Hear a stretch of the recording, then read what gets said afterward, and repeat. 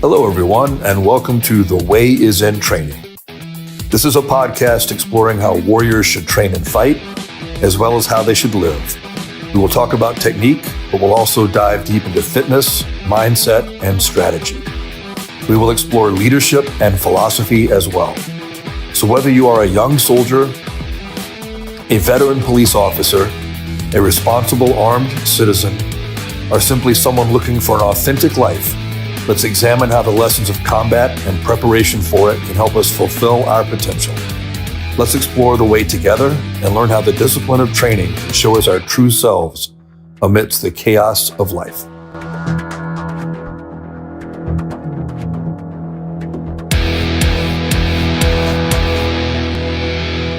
Hey everybody, on this episode I've got my good friend Caleb Giddings, the Revolver, Whisperer, and Internet Raconteur Extraordinaire.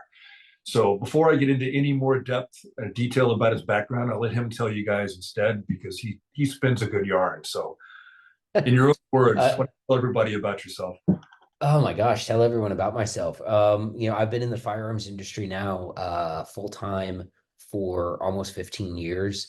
I've basically had every job in the gun industry, from selling guns in a gun store to, being a gun writer, which is probably what I was best known for. I've been a sponsored professional shooter, which was my favorite job because I literally got paid to shoot. I had the best job going when I was sponsored by Cheaper Than Dirt right after I was on this little TV show called Top Shot. But yes, because small little TV show, people in the firearms world haven't seen it. No, small show. But as a total aside, this was the best sponsorship I ever had because they paid me cash money each month. Plus, I got I think it was like a $600 stipend on product from the Cheaper Than Dirt website, but at cost, so not retail cost. So I would just take my cash money, bank that, use that as my paycheck, and then use that stipend on ammo. And it was, they don't do deals like that anymore unless you're like, named KCUCBO or something. But so now I've traveled through the industry a lot. I've done a ton of different jobs. I've consulted on some really cool projects, consulted for some really cool companies, all the ones that everybody's heard of: Colt, Beretta, blah, blah, blah. I got famous a while back because I broke an unbreakable Manure MR73, which made some people on the internet very upset. Which, for the first time, I wasn't trying to make people upset. I was just trying to legitimately test the gun, and I broke it. And I was like, "Oh, well, this looks like a design flaw." And people were like, "No, the MR73 is perfect. It's designed for hundreds of thousands of rounds of 357 Magnum." And I'm like, "Yeah, but it can't do fast double action without breaking. Weird." And now I am the general manager of marketing for Taurus USA and our sister companies, Rossi USA and Heritage Manufacturing. And that role is very unique to me because I was specifically brought into that role. Not specifically, but one of the reasons that my boss, Brett, brought me into that role is as part of his mandate to change consumer perception of that brand in the United States. He wanted to bring in a voice that he knew would be critical of things, even as an insider. And in 2013, I wrote an article where I've always been obsessed with this concept of like a fire extinguisher gun, right? Like it's a gun that the average person can buy and load, and if it goes bang when they need it. And I went and I bought a Taurus Model 82 off the shelf in 2013, and the gun was terrible. Like it came from the factory broken. It was out of time. It was shaving lead. I honestly probably shouldn't have shot it after I discovered that it was shaving lead, but I kept shooting it and until it broke, which didn't take very long. And I wrote a very critical but very accurate article about what was wrong with the gun mechanically, what was wrong with it from a manufacturing standpoint. That was 2013. Fast forward to 2021, and I think it was sometime during COVID. That 2020, 2021 period kind of meshes together. It was 2020. 2020 Taurus brought me in to consult on a project that would eventually become the Taurus executive grade. Their upmarket line of high finish, handmade custom revolvers. For people who aren't familiar, like think of it like a Smith and Wesson Performance Center back when the Performance Center meant something. Um, and that's not throwing shade at Smith and Wesson. I can explain that comment later. But so I was brought in to consult on that project along with some other industry names. And that, consultative project and stuff like that eventually grew into a job offer a couple of years later. And I remember I was chatting with Brett one day and he's like, yeah, part of why I hired you is because you have never been afraid to be critical of brands that you've worked with or anything like that. And, if a person like me who has been a tremendous critic of Taurus and its product in the past, can look at the brand and say, you know what, no, I'm willing to stake my professional reputation and my word on the fact that these guns are good now, then that's a win for him as a leader. That's a win for the brand. And it's been a hell of a lot of fun. And to head off some of the commentary that I get where people are like, oh, you're a paid shill. I'm like, first off, it's not what a shill means. You can go figure out what that word means. But I get asked a lot of times, hey, Caleb, what do you think about Taurus XYZ? And we have a huge number of guns in our catalog, and I don't have representative experiences with all of them, right? Like I haven't shot I have a TH45. It's double stack polymer frame 45. I haven't shot it more than maybe 250 rounds. That's not a representative sample to me. So if somebody asks me what I think of it, I will say, well, for the 250 rounds that I've shot, it worked just fine. But that's not enough for me to say the gun's great, buy it with no reservations. But I can say that about the revolver lines. I can say that about, some of the other products that we've made. And I'm always very careful when I talk about our products to only talk from a position of expertise and a position of experience and knowledge, right? Like I can talk about how the guns are made. I can talk about the improvements to manufacturing, improvements to quality control, and all of that stuff. But if you ask me what it's like to shoot a GX4 XL, our little subcompact 9 mil for 5,000 rounds, my answer is I don't know. I haven't shot one that much because I don't like shooting small 9 mils that much, anyways. Like, no, thank you, pass. Mine worked great for the 250 rounds of carry ammo. And I was like, good to go. That's a carry gun now. So kind of a segue here, because you're basically Mr. Revolver, right? Like you're That is actually my is that no, that's not my Instagram handle. It's my YouTube it's handle. something. That's it. Yeah. Yeah. Yeah. Which is So yeah, the revolver thing's funny. I can point to a couple very specific moments in my life that were very developmental for me that sort of made me like appreciate revolvers. And then there's a specific training moment as well. So when I was a kid, um, two very important developmental things. My dad was an LA County Sheriff's deputy, and he was a deputy in that time when they were transitioning from wheel guns to the Beretta. And I remember my dad my dad was a gun dork too. And I didn't realize how cool this gun was until later. I just knew he had a big shiny revolver, right? And my dad was a cop and he was one of the freaking good guys and he carried a big shiny revolver and that was cool. Um, and the gun that he carried, for people who know, it is a Bill Davis Cougar, which is they would take a Ruger Security 6 frame and they would thread on the barrel from a Colt Python. And the guns would have and what you would get is you would get the accuracy that the Pythons are very of the era were really well known for. And you would get that Ruger Security 6, beat a guy in the side of the head action. So the gun was a tank and he still has it. And I have told him that I will fight all three of my brothers and win for that gun when he decides to, when he passes on. So that I've actually shot that gun in matches. When I lived in Washington, which is where my parents live, I took it to some matches and stuff. And it is a sweet shooter. I want to take, I want to try to scam him out of it and take it to Bianchi Cup because it's just a laser beam. So that was moment number one was my dad's gun, right?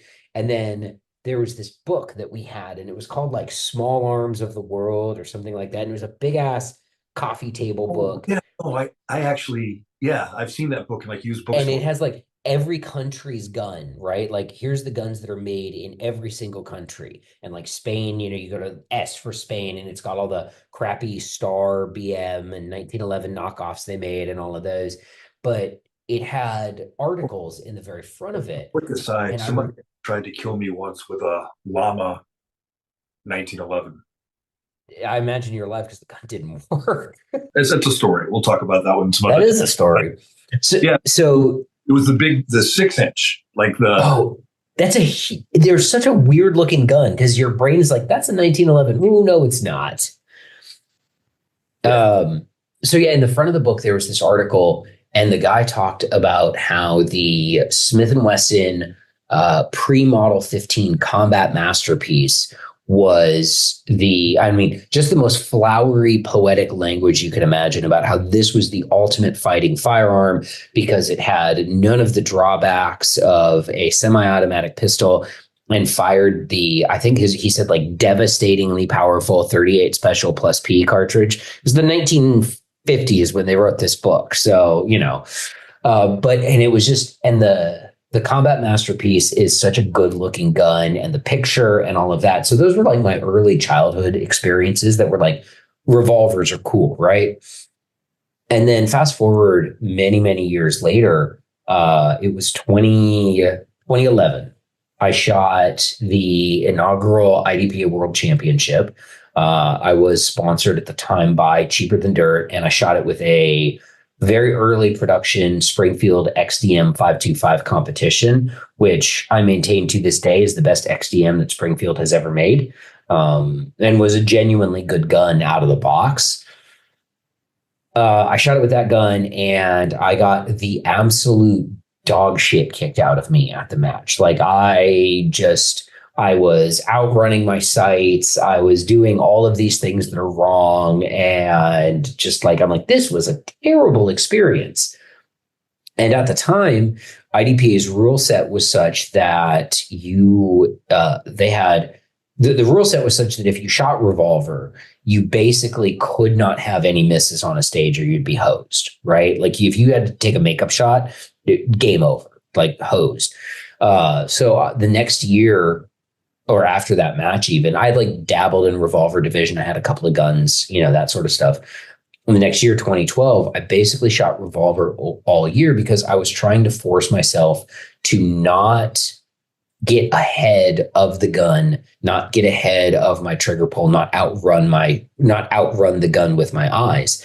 And when you have an 18 round stage and you have 18 rounds on your body, you really become present in the moment when you're pressing that trigger.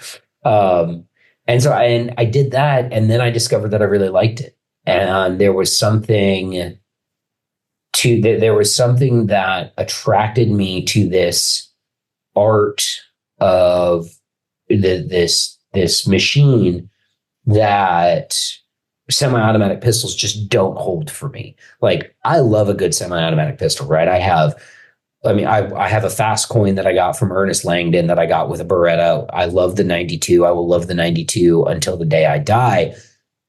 But there is something about a revolver that I find both mechanically appealing, visually appealing, and just sort of the mindset that I have to get into when I'm shooting that gun at a high level. I like it. And then I found that because I liked it and I was more likely to take a revolver with me to the range when I went to train, that I just kept doing that more and more and more. And, it became very much my primary focus. And, this year, before I went out on this deployment, I shot a bunch of semi-autos. I shot a bunch of stuff. I was kind of all over the map because I knew I wasn't going to have a full training season. Like, I think IDPA World Championship was in August. I was at pre-deployment training for that. So I knew I wasn't going to have my opportunities to shoot the matches that I wanted to shoot with a wheel gun. So I was like, I'll just shoot whatever. And that was kind of fun. But there were definitely times when I was shooting whatever, I was like, I wish I brought my revolver. I might be having more fun if I was doing that right now. And, like throughout our friendship, I've given you a lot of smack about being a revolver. And I'm not going to. Oh, absolutely. No, and you shouldn't. But I will say that I really enjoy watching a good revolver shooter in USPSA or IDPA run a stage, because there's something about it it's like an art form that's different from the semi-automatic. You know what I mean? Mm-hmm. The reloads, watching the stage planning, watching, all of that. It's just like, we have a guy here locally that's a revolver GM who's really good.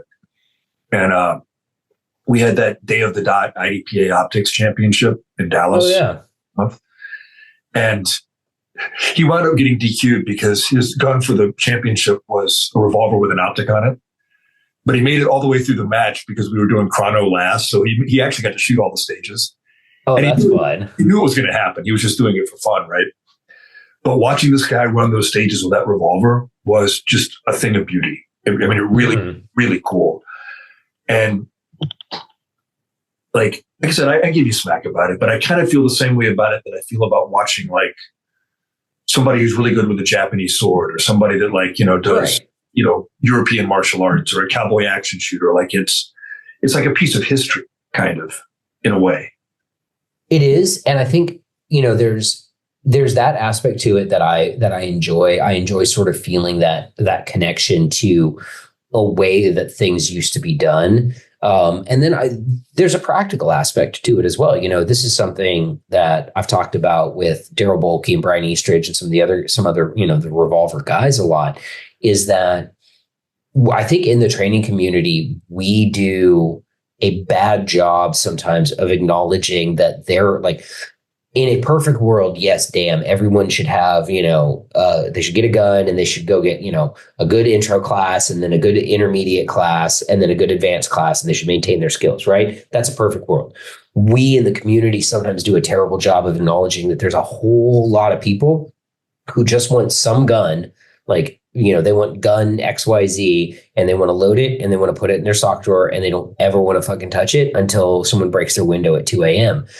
And there are advantages to a revolver for that person, and there are advantages to a stub-nose revolver for certain people, for certain use cases. And having said all of that, for the average person who's just like, who wants to carry a gun for personal protection, they're probably better off with a Taurus GX4 or a P365 or a Glock 48 or something like that. And I acknowledge that in my evangelism for Revolver. People will be like, well, I like my Glock 48 a lot better than a revolver. And I'm like, cool, carry that. Like, you're not hurting me. Like, I'm not emotionally invested in this. I'm not trying to get people to throw their Glocks in the trash and buy, Taurus 82s or whatever.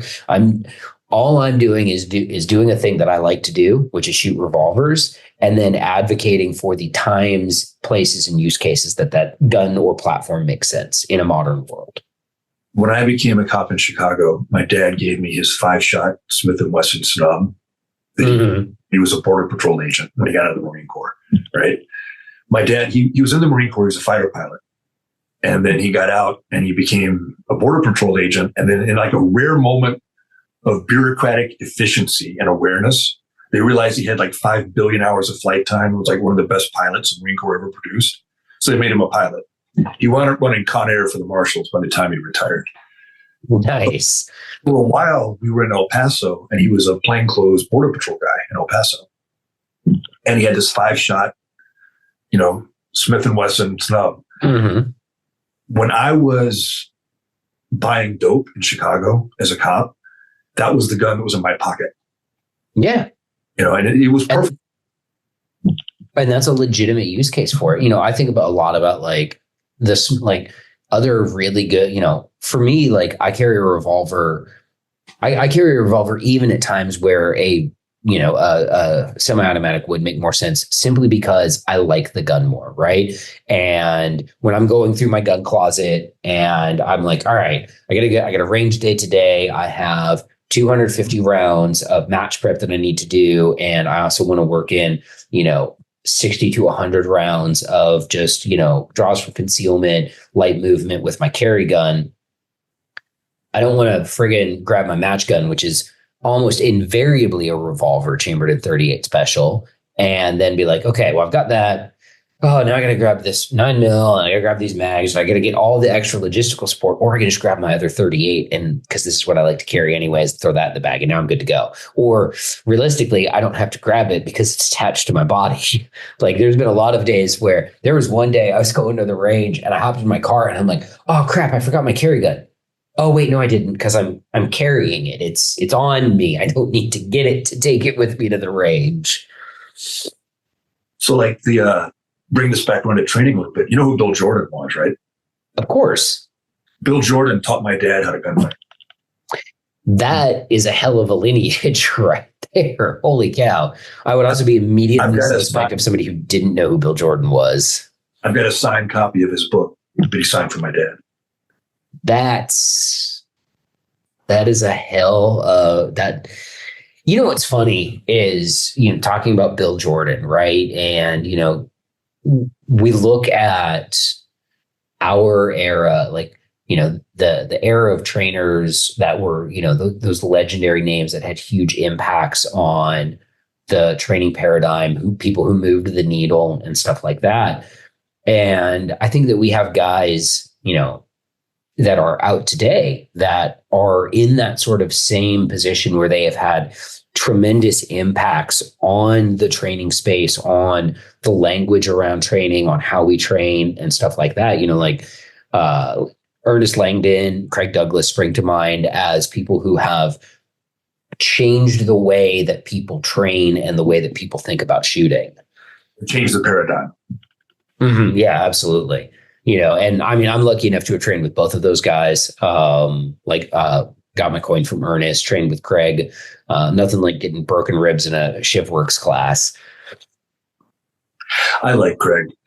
I think I like Craig's posts on his sartorial excellence and his cocktails as much as I like his posts about shooting.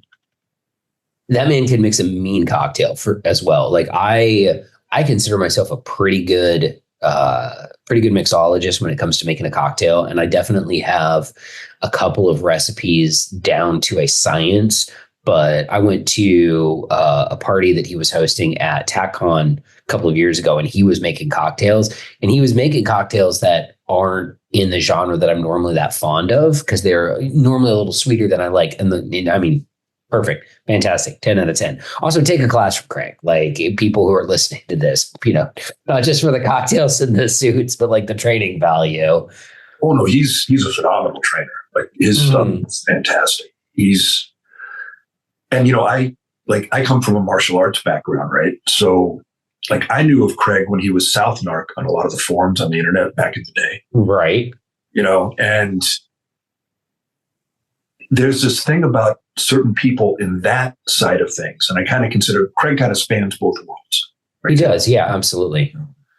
Then like, he's right up there with like Tony Blauer and some of the other guys have been like really revolutionary in how people train combatives too. And that's really cool to see, because all that's necessary. Like, you've got to, like you said, you have to move the needle. You can't just do things the way they always were. You don't want to abandon the value in what things were. But you got to kind of, if it's not progressing, it's degrading. There's no steady state, right? Yeah. Well, I think a huge benefit to the, if you're talking about, and one of the things I think that we get messed up with, and I'm going to do it right now, as a training community, is we slap this label of training on basically anything that involves shooting, right? Like, and it's, the way that the training that I received when I took a class with Ben Steger in, I think, 2013, very different than the training that I received when I took a class from Greg Douglas, even though they're both shooting. It's completely different paradigms. It's completely different types of thought, completely different things that you're doing with the gun. And I think we do ourselves a disservice when we just be like, oh, well, go take a class, go take a training class. Like, okay, well, hang on, because there are different guys teaching different shit that's better for different stuff. And there's general practice, and there's, the training equivalent of general practitioners too, right? But you can go down a really specialized rabbit hole of doing stuff in this space really, really quick. And then I also think that the other thing that I see more of this I think maybe than I used to, or maybe I'm just getting old and grumpy, is people who have gone down one of those rabbit holes who then think that their rabbit hole is the only one, right? That's one of my pet peeves. It really, because that's really prevalent in law enforcement. Like that's huge in law enforcement, because when it comes to institutional trainers, like guys that are on the department, you always seem to have, and like SF has a little bit of this, but people are more well-rounded. It's not as bad. But in the police world, it's like you've got the combatives guys and the shooting guys. And it's like, they're like oil and water half the time. Like they don't really, they don't talk. They don't cross-pollinate, And I was always so frustrated with that because I was both. I mean, I was not one or the other. And I was like, it's the same thing, guys. Like it's fighting. Fighting is fighting. The tool you are using may change, but the principles of a fight don't change. Yeah. Well, I think, and one of the places that I've seen it, because of the circles I run in is, you'll see people who are very, very talented USPSA shooters who insist that training for USPSA is the only way to train to get better at shooting. And I'm like, I don't agree with you. I think that training for USPSA makes you better. Is a very, very good way to get better at shooting. But I've never been a big fan of this is the only, well, I'm sure I was young and dumb at some point and I was a very big fan of it, but I'm no longer a fan of the idea that this is the only way to get better at shooting, or the only way to get better at fighting is to do jujitsu, or, the only way to get better at, there's some things, right? Probably the only way to get better at running is go running. But I'm sure that like within the running community, they have great big arguments about what type of running you should be doing and how often and when and where and whatnot. And, sprinting versus distance. Oh, shit. Yeah, there we go. I figured it out. Okay. Everybody argues about everything. Well, and the thing there, like, because I love USPSA, and I love IDP. And I was for many years, in a dual career where I was more of a quote, tactical shooter, close quote, And there's this dichotomy where, the people that shoot USPSA kind of dismiss a lot of the stuff that the tactical guys talk about. And this is not as bad as it used to be. People are getting more open. No, it's gotten much better. Much better. But it's still there to a degree, right? And then you got the people on the tactical side kind of dismissing the lessons of competition. And they're both wrong. Like, I know some really good shooters in USPSA that I would not really want with me in a gunfight because they can run. They've got the hard skill of running the gun, but I know they're not fighters. I can just, right. You know what I mean? And then there are people on the other side that talk about tactics and CQB and mindset and all this. And I'm like, dude, if you can't pull the trigger, none of that matters. Like both viewpoints have value, and you have to be able to know both to actually be good at doing this in the real world. It's not just enough to I forget who said this to me, but someone said that you have to have the willingness to shoot and the skill to put the round where it needs to go. Yeah. And not everyone has, lots of people have one of those. And not everyone has both of them at the same time. And I think, it's funny you mentioned like that kind of dichotomy. Whenever I go to like tactical focused events, whether I'm presenting or attending, if my reputation has preceded me, it is that of the go fast gamer guy, right? But then when I go to like shooting sport, like major competitions and stuff like that, if my reputation has preceded me, it's of the aim your gun, be accurate tactical guy. And I'm like, how am I both of these things depending on what room I'm in? I'm the same way. Like I get the same thing. It's like in gamer circles, I'm the Green Beret, and in those circles, I'm the competition guy. And it's like, I can't be both. When I got deeply obsessed with Bianchi Cup for a long time, and I still am. I think that, fingers crossed, knock on wood, whatever, prayers to Allah or, whoever you want to pray to, that CMP is able to, really run with that match and revitalize it. But the Brian Enos called Bianchi Cup and Steel Challenge the circus matches because they're always the same, right? And I got very obsessed with Bianchi Cup because the accuracy standard when you're shooting a production gun, and I've only ever shot production guns. I've shot in their version of limited division, but I shot an off the shelf 1911 in it.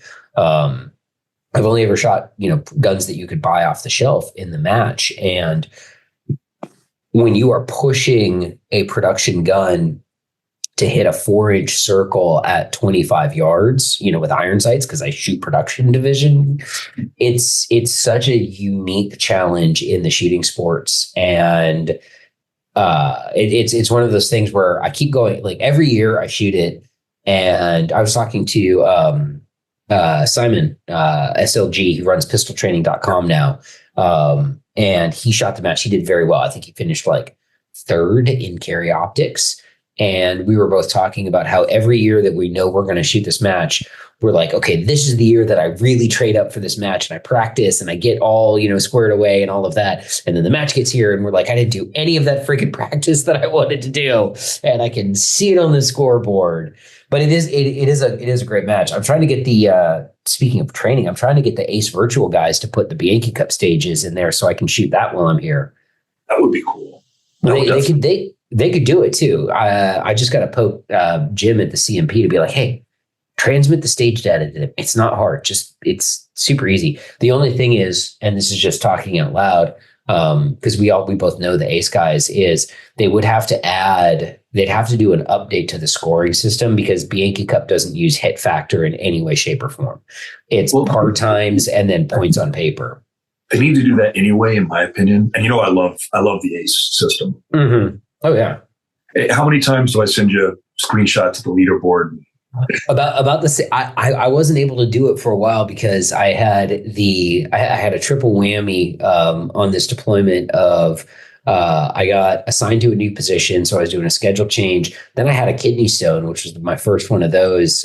0 out of 10. Do not recommend. I've never had one, and I'm okay with that. I would rather. Years ago, I was in a motorbike crash and I broke my humerus in pretty badly. Like I can't actually reach back and touch this dresser behind me with the flat of my hand because I don't have that range of motion anymore. I'll never pitch in the big leagues. I would rather break my arm like that again and go through the whole 3 months of recovery than have a kidney stone for a day again. It was the worst pain I've ever seen, like the worst. So I had that, and then I had my schedule change and I got kind of busy with that. So I wasn't able to get back into dry fire until a couple of days ago. And I was like, all right, now I'm going to start going after those times again. Because so for people who don't know, Matt and I will like take screenshots of our Steel Challenge times and send them back and forth to each other. But it would be better for like Steel Challenge if they just gave you raw time instead of hit factor, because I don't care about hit factor. And I know that like in ACE right now, IDPA is not as popular as USPSA, but I would like to see some IDPA stages with IDPA scoring. Absolutely. IDPA targets and IDPA scoring is really easy. It's just time plus. And I think that, and one of the things, and this is just talking about the system, if you, my barracks room here is not as big as my living room, right? I don't have as much space to move around in. So I'm sort of limited to the stand and deliver stages to practice. And IDPA has a lot more stand and deliver or short course, 12 to 18 round stuff where you're really only moving the length of a room or something like that. And I think you can build those into ACE pretty easily, but that's, and obviously they should hire us and pay us thousands of dollars to give them these ideas. It is a great system. I really enjoy it. It's fantastic. I mean, like I want people to understand, I am not talking crap about it. I brought my controller into country with me so that I could practice with this while I'm here, is how much I like it. And I got some weird looks when I was packing that. I'm sure. I saw you had like a post-it note on it saying "not a gun." So, because I've been shooting the 1911s you guys gave me. Mm-hmm. Yeah. For a while now for IDPA. And I have never had a malfunction with those guns. Which is crazy because it's a 9mm 1911, which is notorious for not really working great, just in general. I have never had a malfunction with those. Not one with those guns. Like, and that's, I mean, you know, and this isn't meant to be a negative comment at all, but it's a $600 1911. Right. I mean, and yeah, I did do a trigger job and I kind of pimped them out a bit. I cut the slide for an optic, but I didn't put a new barrel in it. I didn't put a new extractor in it. I didn't, you know, it's all that stuff is from the factory and it just runs. Like those guns run. And it's funny because like in that, you know, I took a little break from revolvers a few years back where I shot mostly 1911s and I tested a Taurus and it didn't run that great. It was a 9mm. And, you know, but at the same time, I tested a Rock Island 9mm that ran phenomenal. But in that sort of, you know, sub $1,000 price point for a 1911, you expect the gun to not work that great. Or even you not only expect it, but you're fine with it, right? Like if I spend $600 on a 1911 and it occasionally chokes, I'm like, it's $600 1911. What do you expect, right?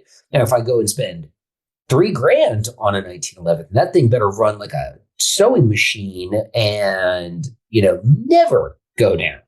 But we can have Hilton on to talk about what makes 1911s work and not work, which is a fun conversation. If you guys who are listening to this don't know who Hilton EM is, shame on you. Shame on you. Yeah, no, and I know Hilton. And like, do you know AJ Zito? I've never met him. Let me caveat that. I have not met him that I recall. I've met a lot of people at SHOT Show. So there's entirely a chance that we've been introduced and I just don't recall it. But I know of him. Yeah, he's another really good gunsmith. He's another like like Hilton. And like AJ's the guy I call when my meager gunsmithing skills like won't take me through whatever I'm trying to work on. Yeah. Hilton, I actually took one of, speaking, you know, back to the training subject, one of the best classes that I have ever taken was I took Hilton's 1911 armorer's course. And that class and he doesn't offer it anymore. And I completely understand why, because the class is a tremendous logistical lift, but that was the class that also gave me the courage to start popping side plates on Smith & Wesson revolvers and being like, all right, if I can do 1911 armor level tasks, what can I do to a Smith & Wesson? Like what armor level tasks can I perform on this? It can't be that much more complex than a 1911. Spoiler alert, it is. It's more complex than a 1911. But once you get down to it, once you sort of understand it, it's not that bad, right? And like I am not and will never claim to be a gunsmith. I am a high level armorer who can, you know, file some parts here and there, but I'm never going to give you a, you know, beautifully tuned action job. If you give me a gun, I can make the trigger better, but it's not going to be like, there's like, like I'm like an A-class gunsmith, right? There's like legitimate GMs out there doing good work. My joke is always that I'm a gunsmith, spelled with an F. Yeah, exactly. It's spelled with a TH, but I'm a gunsmith.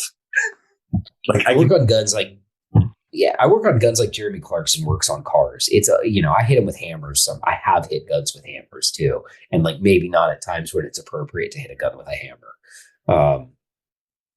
But yeah, no, it's funny. You know, the 1911s that we gave you, it's not funny. They work great. I have one of our 1911s in 45, and the only time it's ever choked was a double whammy. I was shooting Black Hills 200 grain lead semi wad cutters, and I think I was using a 10 round Chip McCormick mag, which the 10 round Chip McCormick mags are normally pretty good. I think the combination of slightly lower spring tension in the mag of the bullet shape, it was just like, I'm not doing this. I was like, okay, we're never putting those bullets in that thing. And yeah, I shoot 230 grain FMJ out of whatever and it runs fine. Yeah. Well, and like, I just grabbed a bunch of the Metgar mags, 10 rounders. Great mags. Yeah. mean, it's an inexpensive gun and it's an inexpensive mag, but the combination runs. So why mess with it? Like I'm not gonna if it's not broken, so I'm not gonna fix it. You know what's a pain in the ass to get to run is a freaking 10 mil. I had before I took this tourist job, I was doing writing. I was reviewing the Springfield Ronin 10 mil, and it didn't want to feed with factory mags. It didn't want to feed with Trip Cobra mags. I forget what I ended up using. Fudge, I forget whose mags I ended up using that it worked with, but it didn't want to work, and I that soured me on 10 mil 1911s for. I was like, I'm good. I don't need this in my life. So I taught a class, a law enforcement class in Golden, Colorado. And the guy, like my point of contact at the agency, the guy that set it up, great guy, like just phenomenal guy, shooter, a gun guy, just a good dude. But he carries an old STI in 10 millimeter as his duty gun. That's gangster if the gun works. It runs. He ran it in the class, and it was. I mean, we do 1,000 rounds in my class, and it just like a sewing machine. But I remember looking at it, I'm like, why do you do that? And he goes, well, it's a 10 mil. I'm like, do you get a lot of Yeti in Golden? I mean, what are you shooting? What are you shooting with that guy? But I mean, like, here's the thing. You know what's funny though? Like, I get it because there is a part of me that is susceptible to that sort of caliber conversation, right? Like, and even though I know mathematically, like when you look at and when you look at actual terminal ballistic tests performed, by actual scientists, not some yahoo on YouTube. When you look at actual street result shootings, of equivalent bullets, I know that a 357 Magnum does not do anything that a modern proper 9mm plus P can't do. Like I know that. Science. I understand it. My brain likes Magnum better. I feel like I am carrying more gun. Like when I carry a 9mm, I'm like, this is fine. I was traveling for work and I was doing demos for Rossi. And so I didn't have my normal carry gun with me, but I had our 4-inch 357 Magnum, and I threw 6 Hornady 135 grain critical duty rounds in there. And I was like, Magnum, good. And I don't know what part of my brain is the broken part that makes it like that, but I get it. So, and like when guys are like, it's a 10 mil, I fucking get you, my guy. Here's the most hipster gun I've ever carried. I carried a Ruger GP100 10 millimeter Wiley clap gun, which I did an action job on, but I didn't carry it with 10 mil. I went to TK Custom, maker of fine revolver accessories, and a friend of mine, and I got special 40 Smith & Wesson moon clips, because you have to get 40 Smith & Wesson moon clips because a 40 Smith won't headspace correctly on a 10 mil moon clip, so you won't get reliable ignition. And I got 40 Smith & Wesson moon clips, and I carried it with Federal 180 grain HSTs. So that is about as hipster as you can get, because I have all of this specialized equipment to go into carrying this gun. You just made my brain cry and my soul bleed. I know. I did all of this work to carry a 40 is basically what ended up happening. I carry a 40 that weighs more than a loaded Glock 23 and has a third the capacity. Yeah, I liked that gun though. That was a cool gun. I did end up selling that one. I bet it shot well too. It shot great.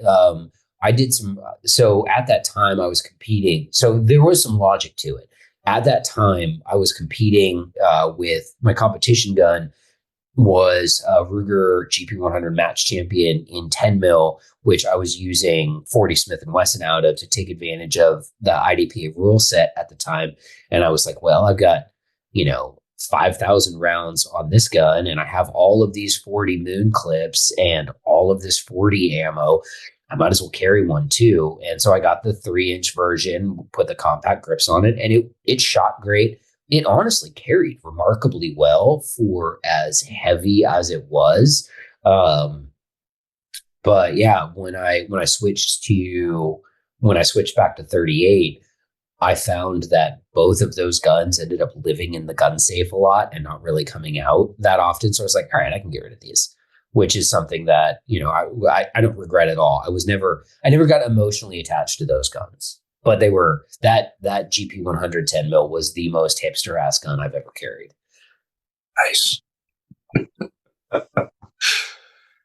I just had this image somehow of Harrison Ford's revolver from Blade Runner. Like that's what popped in my head.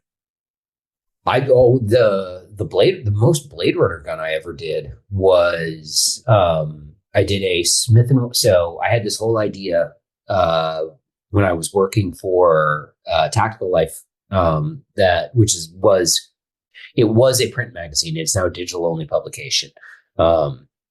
I had this article, the series of articles that I was going to do that was like keeping up with the Joneses, right? So I was going to take a revolver to like a high volume semi-automatic pistol class and see if I could, run with the boys, right? So I built a Smith & Wesson 586L comp, which is a 7-shot 357. I only shot 38s out of it. It has a comp built into the gun, not porting. It actually has a comp built into the end of the barrel. I did the best action job I've ever put in a gun on that. And I put an aim-point acro on the top of it. And it looks like a freaking Blade Runner gun. And then I took it to the class I took it to was pretty gnarly. I took it to Scott Jedlinski and Jared Reston hosted a 3-day class down in Miami. And so I went down there and took it to that class and I shot, I want to say, don't quote, this could be wrong. I think I shot like 1,200 rounds over the course of the 3 days that I was there. And at the only time it was a limb fact was if there was a competitive drill that involved reloading. Like if that was, and I missed getting a turbo, or not turbo. I missed getting Scott's black belt patch by like, I think I missed it I got 2 out of the 4. I nailed them. And then I dropped the bill drill. I hit the par time and missed a shot. And then I just missed the par time on the 25 yarder. I was like, 1.7. Yeah. Well, I mean, if you think about it, like that's really the only weakness of the revolver system is capacity and reloads. I mean, they shoot great, especially if it's something that you run a lot. Like I don't run them a lot, so it's not like I can get the performance out of them you can. But here's a training thought.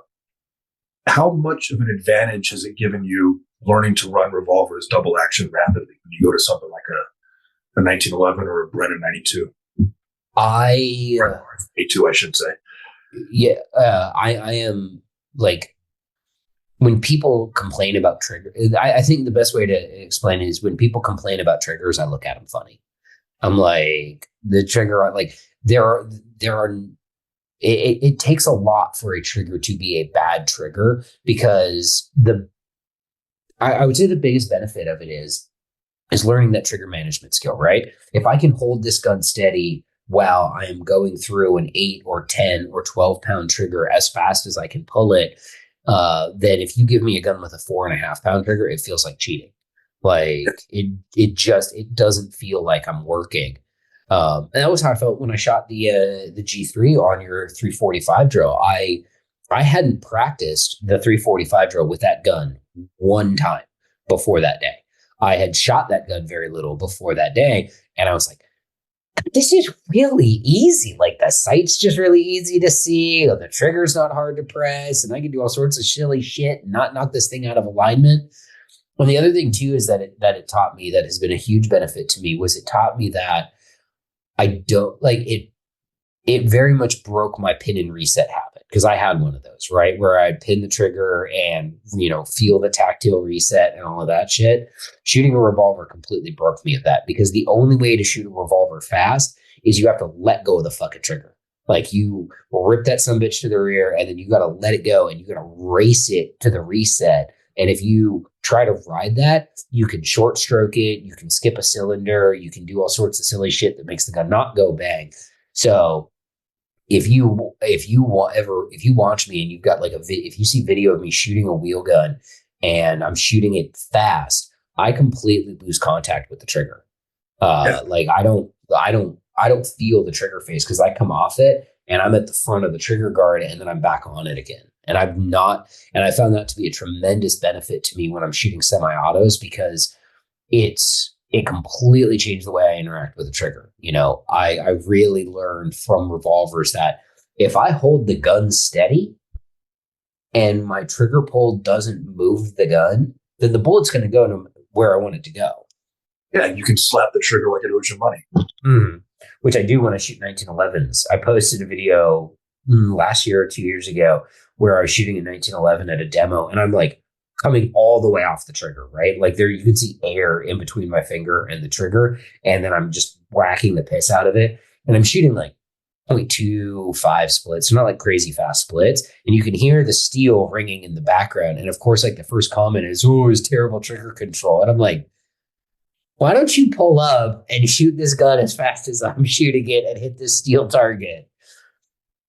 Well, and like I only do it with a 1911 or a 2011. I only do it when I'm shooting really fast. When I'm shooting really fast, my finger comes all the way off the trigger. Yeah. I mean, everybody who shoots really fast does that, I think. Oh, yeah, absolutely. Your finger's going to come on. Like if you're really trying to go fast, you're not letting the trigger push your finger forward. You are telling your finger to move, And like if I'm shooting Bianchi Cup, I will probably maintain contact with the trigger face, right?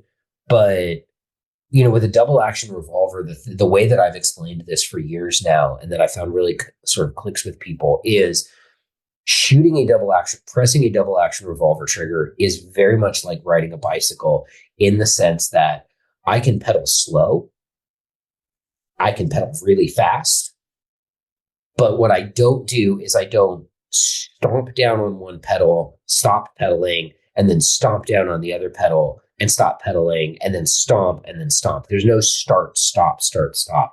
Because what I think happens with a lot of people who think that revolver triggers are difficult, and there are bad revolver triggers out there, right?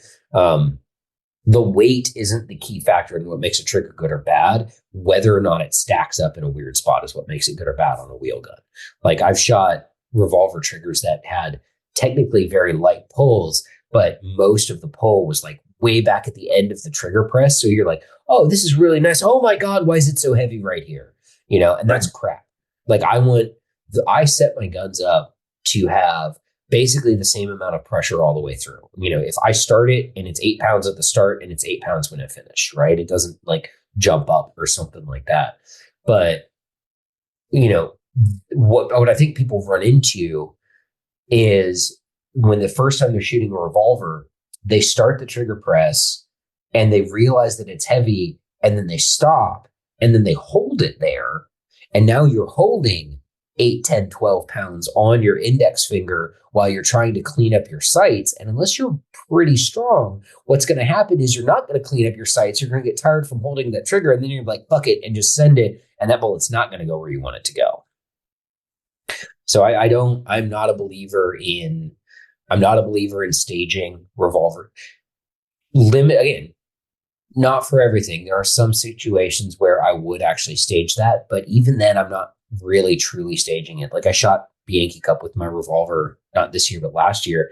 And even on the long stuff, like it's a very slow trigger press, but even at the back of it, I'm never stopping the trigger press. I'm pressing it slow enough that if I need to clean up the sights, I can.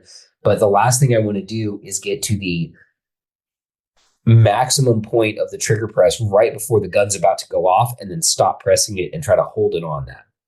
Because that's a guarantee that I'm going to shank a shot. And that's very different than like a 1911 or a 2011 where you can do that prep and press, go to the wall, and just. But yeah, and I will say it has messed up how I like triggers too. I think 1911 triggers are fine, but I like my triggers a lot mushier than most people do because I don't. So my revolver, my revolvers don't have a wall on the trigger, right? They have a trigger initiation and a sear let off, and that's it. There's no point where it's not like a It's not like, when you've got a Beretta it's not like when you have a DASA gun and you have all of that empty SA slab, all that empty slab, and then you get to the single action wall and then you've got, 4 pounds and then the gun goes off. It is a consistent amount of pressure the whole way through. And I've discovered that like I like semi-autos that have triggers like that. And most semi-autos don't have triggers like that because everybody wants what the customer wants is they want the most 1911ist or the most glockiest trigger that they can get in a gun. They want to have take up, wall, break. Like that's what customers want. And I'm like, but what if you could not? I like too, because it's what I'm used to, Right, exactly. I remember Todd Green, before he passed, was a big advocate of mushy Glock triggers. Like the way he would like to set up his Glock would be very similar to a revolver trigger in that it would have take up, travel, and a very light wall, and it would mostly just roll through the break. And so you'd kind of get the pressure distributed evenly through the trigger press. And I was like, so Todd, basically what you're saying is you want to put a shitty revolver trigger in your Glock. And he goes, yeah, when you put it like that. But he was also a big advocate of the HK Light LEM trigger, which is just a long, light DA trigger. Right. And this kind of comes back to, like, people get hung up, I think, on things having to be a certain way. And you see it in technique, right? You see it in people's grips. You see it in, my grip has to look like so-and-so's grip. Well, but your hands aren't the same as his. Right. Brain doesn't work the same way as his. Your body's not the same as his. So yours is probably going to be different, even though it uses the same principles. And I think it's the same setting up firearms, right? Like the trigger doesn't have to emulate a 1911 trigger to be a trigger that works for you. Exactly.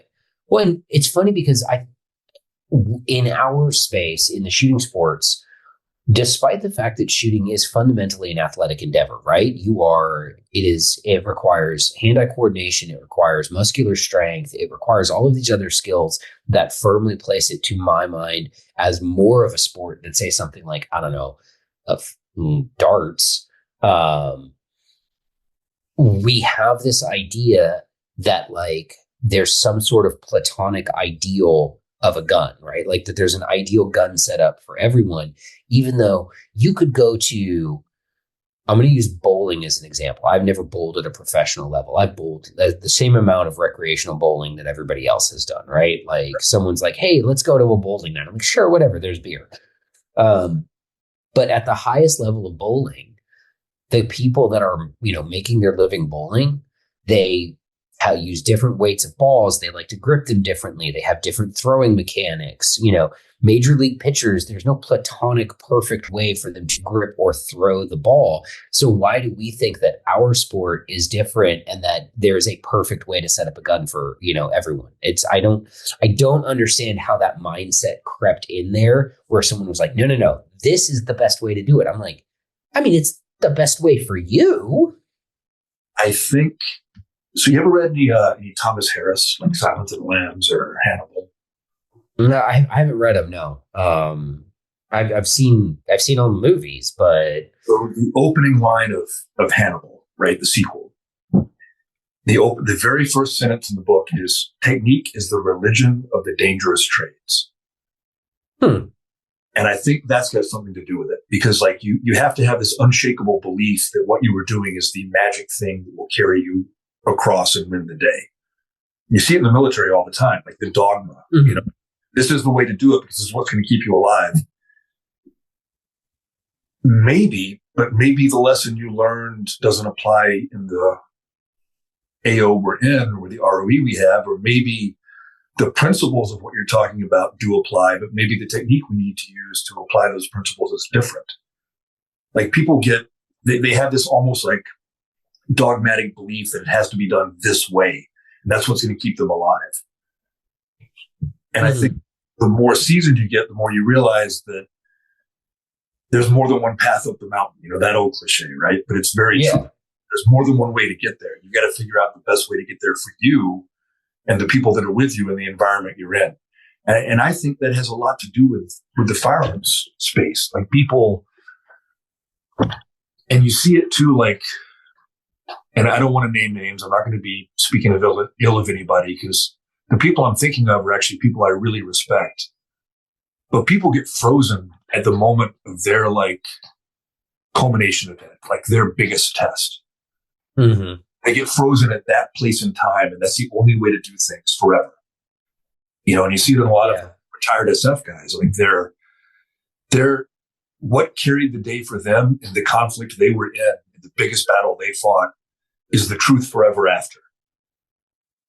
And I think what's interesting about that too is, you know, that's not to say that those are bad TTPs, right? Like, especially if you're taking, you know, and this is one of the things. So I used to be extremely dogmatically anti-Weaver. I was like, the Weaver stance is old and busted. If you're shooting the Weaver stance, you're old and busted, and all of these other things.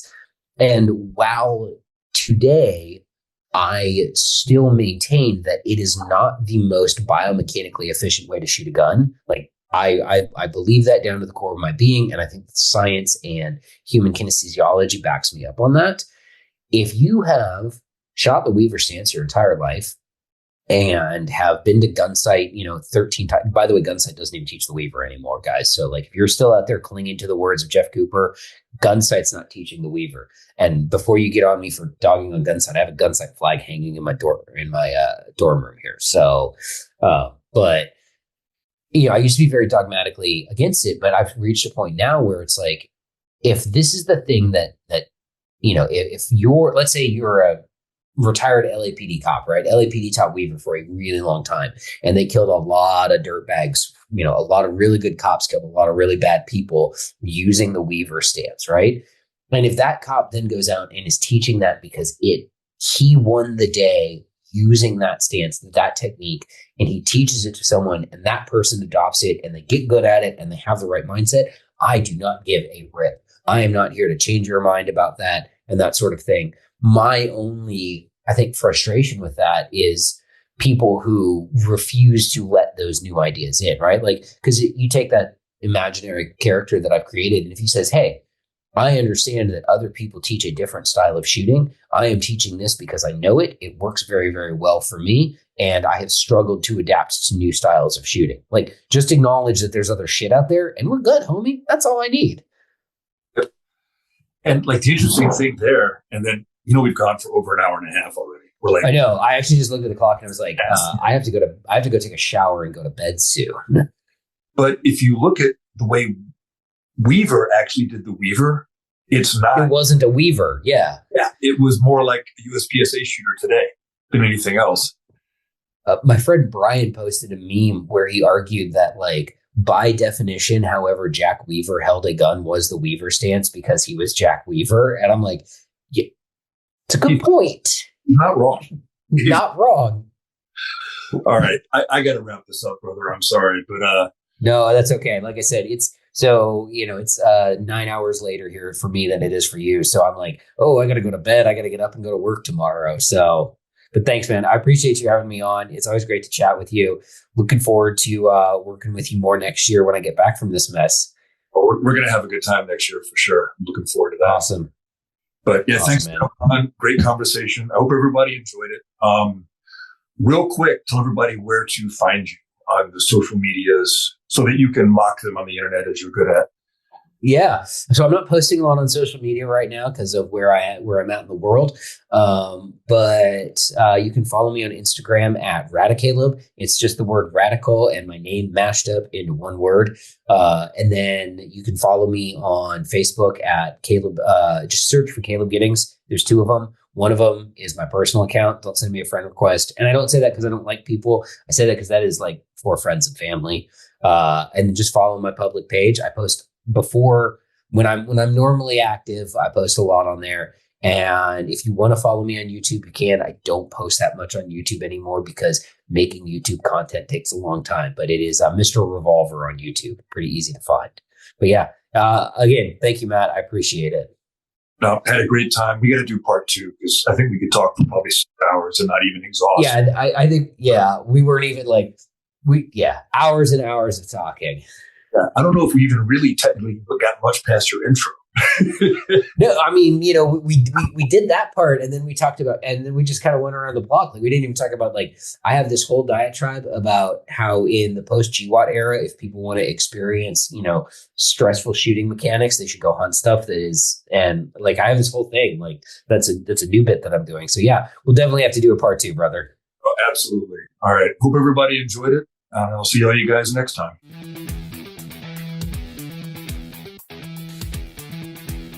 Thanks for tuning in, everyone. I hope you enjoyed this episode of The Way is in Training. Please come back again as we explore how training makes us better at our craft and better in our everyday lives. See all of you soon.